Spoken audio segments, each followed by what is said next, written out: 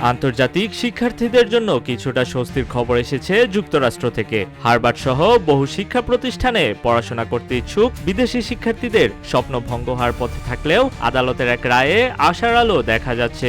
আদালতের এই পদক্ষেপ মার্কিন নীতিমালার বিরুদ্ধে শিক্ষার্থীদের লড়াইয়ে এক গুরুত্বপূর্ণ মোড় তৈরি করেছে। মার্কিন আদালত সংবিধান লঙ্ঘনের অভিযোগে ট্রাম্প প্রশাসনের একটি নীতিমালা বাতিল করেছে, যা প্রায় ৭,০০০ ভিসাধারী আন্তর্জাতিক শিক্ষার্থীকে প্রভাবিত করেছিল। শনিবার বার্তা সংস্থা রয়টার্স জানায়, শুক্রবার এক মার্কিন বিচারক হার্ভার্ড বিশ্ববিদ্যালয়ে বিদেশি শিক্ষার্থীদের ভর্তি ক্ষমতা বাতিল করার সিদ্ধান্তের উপর সাময়িক নিষেধাজ্ঞা জারি করেছেন। যদিও শহর অভিবাসন ও জাতীয় নিরাপত্তার কথা বলে ট্রাম্প প্রশাসন এই রায়ের বিরুদ্ধে আপিল করতে পারে। RICL TMX, যুগের পর যুগ স্থাপনা থাকে মজবুত।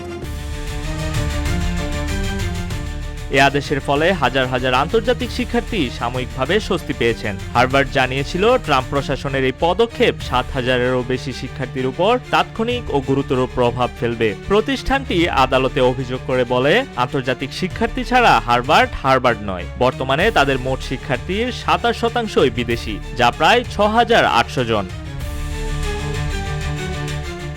এই রায় হার্ভার্ড এবং হোয়াইট হাউসের মধ্যে চলমান দ্বন্দ্বকে আরও জটিল করেছে। ধারণা করা হচ্ছে, ট্রাম্প প্রশাসন বিশ্ববিদ্যালয়, সংবাদ মাধ্যম, আদালত সহ বিভিন্ন শিক্ষা প্রতিষ্ঠানে নিজের রাজনৈতিক লক্ষ্য বাস্তবায়ন করতে চাপ দিচ্ছে। রিপাবলিকানরা দীর্ঘদিন ধরেই অভিজাত বিশ্ববিদ্যালয়গুলোর উপর বামপন্থী পক্ষপাতের অভিযোগ করে আসছেন।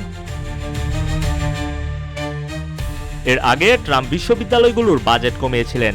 এরপর হার্ভার্ড প্রায় $৩ বিলিয়ন ফেডারেল অনুদান ফেরত পেতে মামলা করেছিল। এ মাসে হার্ভার্ড থেকে স্নাতক সম্পন্ন করতে যাওয়া সুইডিশ শিক্ষার্থীরা বিচারকের এই রায়কে প্রথম ধাপ হিসেবে দেখছেন। তবে তারা জানান, এই আইনি লড়াই শিক্ষার্থীদের দীর্ঘ অনিশ্চয়তা রাখবে, কারণ ট্রাম্পের সিদ্ধান্ত সহজে থামবে না। এই রায়ের মাধ্যমে বিদেশি শিক্ষার্থীরা নতুন করে সাহস পাচ্ছেন। এটি প্রমাণ করে যে আইন ও ন্যায়ের পথে থেকে যে কোনো অন্যায় সিদ্ধান্তের বিরুদ্ধে রুখে দাঁড়ানো যায়। শিক্ষার্থীদের এই সংগ্রাম ভবিষ্যতে বিশ্বজুড়ে শিক্ষা ও মানবাধিকারের জন্য একটি অনুপ্রেরণা হিসেবে কাজ করবে। নিউজ ডেস্ক, রূপালী বাংলাদেশ।